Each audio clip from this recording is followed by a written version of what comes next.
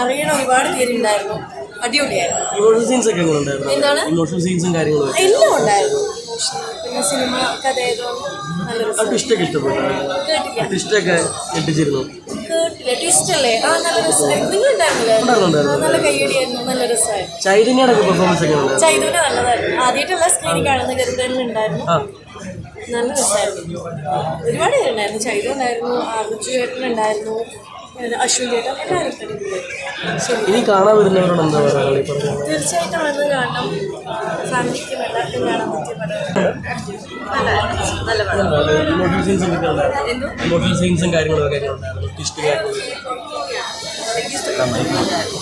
എല്ലാവരും അതിൻ്റെതായ റോളിനനുസരിച്ചുള്ള ഇമ്പോർട്ടൻസ് ഉണ്ട്. നല്ല കാസ്റ്റിംഗ് ആണ്. എല്ലാവരും അവരവരുടെ റോൾ നന്നായി ചെയ്തിട്ടുണ്ട്. എല്ലാവരും പെർഫോമൻസും കാര്യങ്ങളൊക്കെ ചൈതന്യ ആയാലും പിന്നെ ആരും പുതിയ ആക്ടേഴ്സാണെന്ന് പറയില്ല. എല്ലാവരും എക്സ്പീരിയൻസ് ആയതുകൊണ്ട് എല്ലാവരും നല്ല നല്ല ഫാമിലിക്ക് പറ്റിയ പടമല്ല. ഫാമിലിക്ക് പറ്റിയ പടമാണ്. ആർക്കാണ് മൂവി ആസ്പയർ ചെയ്യുന്ന ആർക്ക് വേണമെങ്കിലും അത് കാണുമ്പോൾ റിലേറ്റ് ചെയ്യാൻ പറ്റും. എനിക്ക് ഭയങ്കര ഇഷ്ടപ്പെട്ടു. നന്നായിട്ടുണ്ട്. നല്ല ഫിലിമാണ്. ചെറിയ നല്ല ഫിലിം. കുറേ ന്യൂ ഫേസസ് ഉണ്ട് അഭിനയിച്ചിട്ടുണ്ട്. അവർക്കൊക്കെ നല്ല ആപ്റ്റായിട്ടുള്ള സ്പേസ് ഉണ്ട് പഠിക്കാൻ. മേക്കിങ്ങും നന്നായിട്ടുണ്ട്. കാണാം. നല്ലൊരു സിനിമയാണ്. ചെറിയ നല്ല എനിക്ക് ഹാപ്പി എന്ന് വെച്ചാൽ എൻ്റെ ബ്രദറുണ്ട്. അവരുടെ സ്പേസും എല്ലാം കൊണ്ടും എല്ലാവർക്കും നല്ല നന്നായിട്ട് എനിക്ക് പേഴ്സണലി എൻ്റെ ബ്രദറുണ്ട്. സ്പേസ് ഉണ്ട്.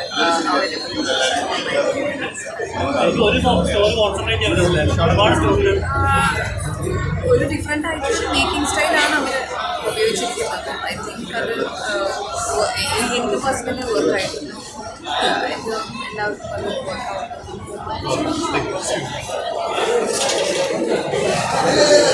ഫിലിമായിട്ടാണ് എനിക്ക് തോന്നിയത്. കാരണം നോർമലി നമ്മൾ കണ്ട് അറിഞ്ഞു പോകുന്ന രീതിയിലുള്ള കഥകളല്ല. സോ അതിൻ്റെ ഒരു യുണീക്നെസ് ഉണ്ട്. ലെങ്ത് ഇത്തിരി കൂടുതലാണ്. ബട്ട് ഐ തിങ്ക് അത് പറഞ്ഞ രീതിയിൽ അത്രയും ലെങ്ത്തിലാണ് പറയുന്നത്. പ്രോസസ്സ് ചെയ്തുകൊണ്ടിരിക്കുകയാണ്. ഓരോ കാര്യങ്ങളും കണ്ടതെല്ലാം പ്രോസസ്സ് ചെയ്തുകൊണ്ടിരിക്കുകയാണ്.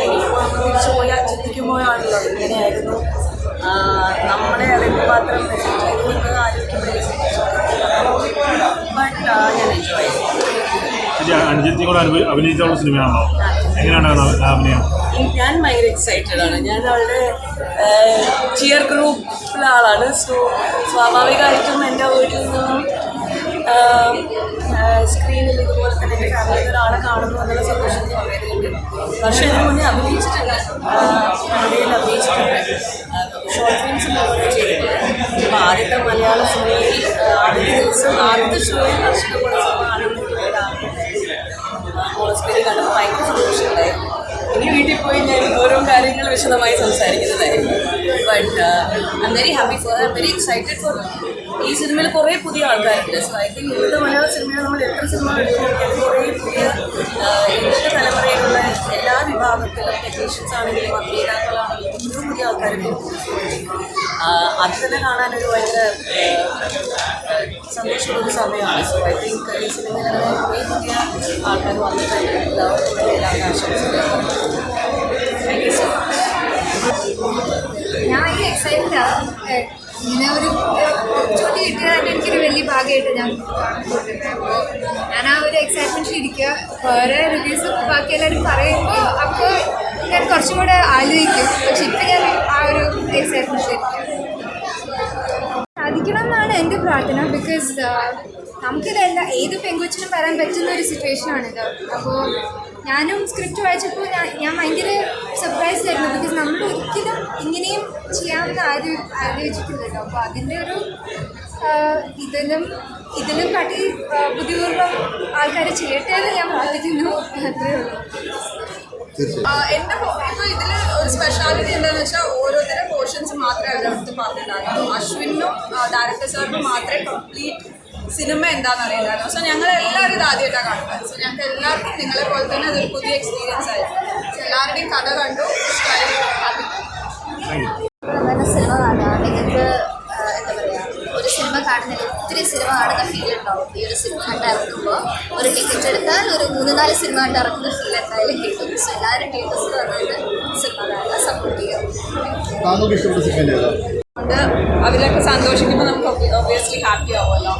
പിന്നെ അത് ഞാൻ പറഞ്ഞ പോലെ തന്നെ ഈ സിനിമ ഇഷ്ടപ്പെടുന്ന എല്ലാവർക്കും ഇഷ്ടപ്പെടുന്ന ഒരു പടമാണ്. നിങ്ങൾ ഒരു സിനിമയ്ക്ക് ടിക്കറ്റ് എടുത്താൽ ഒരേ സിനിമ കാണാം. ഇതിൽ മൊത്തത്തിൽ 5 സിനിമകളുണ്ട് ഉള്ളിൽ. സോ അതുതന്നെയാണ് വലിയൊരു ബോണസ് എനിക്ക്. സോ ഒന്ന് എടുത്താൽ മതി, നിങ്ങൾക്കത് വന്ന് കണ്ട് എൻജോയ് ചെയ്തിട്ട് പോവാം. താങ്കൾ അഭിനയിച്ച സെഗ്മെന്റ് ഏതാ? വസൂരിയാണ് ഞാൻ അഭിനയിച്ച പോർഷൻ. ക്യാരക്ടർ എങ്ങനെയാണ്? ടഫാണ്? ക്യാരക്ടർ തേപ്പുകാരിയായിരുന്നു. ഡയറക്ടർ പറഞ്ഞത് ഞാൻ ഭംഗിയിൽ ചെയ്തിട്ടുണ്ട്. അത്ര തേപ്പുകാരിയാണ്. അത് വൈറലാക്കരുത്. അതിൽ വൈറലാവാൻ എനിക്ക് താല്പര്യമില്ല. പക്ഷേ ഡയറക്ടർ പറഞ്ഞാൽ ഞാൻ ചെയ്തു, അത്രയും. എൻ്റെ ഫസ്റ്റ് മലയാളം ഫിലിമാണ്. നമ്മുടെ സമൂഹത്തിലെ സ്ത്രീകൾ ആരെങ്കിലും ഉദ്ദേശിക്കുന്നുണ്ടോ? സമൂഹത്തിൽ സ്ത്രീകളുണ്ടോ? അവരുദ്ദേശിക്കുന്നുണ്ടോ? ഇല്ല, അങ്ങനെ ഓരോ സിറ്റുവേഷൻ അനുസരിച്ച് ചെയ്യുന്ന എല്ലാവരും ഉണ്ടല്ലോ. നമുക്ക് അങ്ങനെ പറയാൻ പറ്റില്ലല്ലോ. അതൊക്കെ അവരവരുടെ സിറ്റുവേഷൻ അവരവരുടെ ഇഷ്ടമാണ്, അത്രയേ ഉള്ളൂ. അതുകൊണ്ട് ഞാനത് ചെയ്തു എന്നല്ലാതെ ഞാൻ അങ്ങനെ ഒരു സിറ്റുവേഷൻ ബേസ് എനിക്ക് ആക്ച്വലി നല്ല ഇഷ്ടം. അമേരിക്ക പോകണമെന്ന് വെച്ചാൽ എൻ്റെ ബോയ് ഫ്രണ്ടിനെ തള്ളിക്കളയുന്ന കുട്ടിയല്ല.